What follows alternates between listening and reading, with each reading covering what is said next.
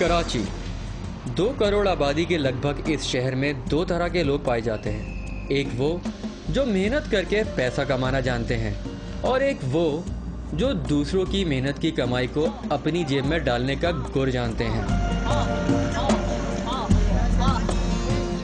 जी हाँ, हम बात कर रहे हैं सादा लौ अवाम और जाली आमिलों की, जो आज तक किसी के महबूब को तो कदमों में ना ला सके, लेकिन आम आदमी को बेवकूफ बनाकर सड़क पर जरूर ले आए।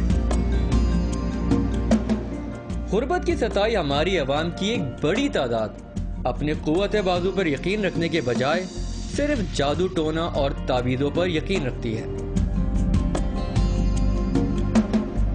और उनका यही ईमान दम तोड़कर जन्म देता है 21वीं सदी के जदीद ठग यानी जाली पीर और आमिलों के कारोबार को।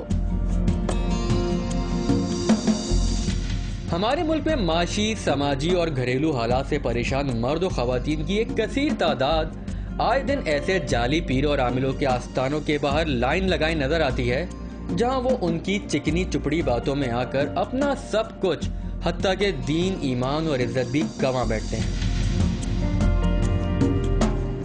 जरा सोचिए, ये आस्थाने और उसमें लगी लोगों की लंबी कतारें मुझे और आपको तो जगह जगह नजर आ जाती हैं, लेकिन हुक्काम क्यों इन्हें देखते ही आंखें बंद कर लेते हैं? कौन है ये लोग?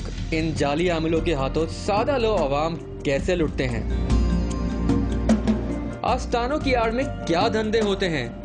ये और ऐसे मजीद सवालों के जवाबात के लिए भेस बदलकर हमने रुख किया सादा लो अवाम के 2 नंबर मुश्किल कुशाई के आस्थानों का।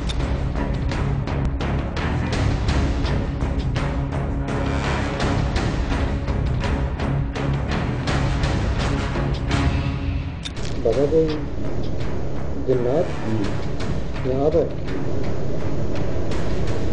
आपके साथ आया था।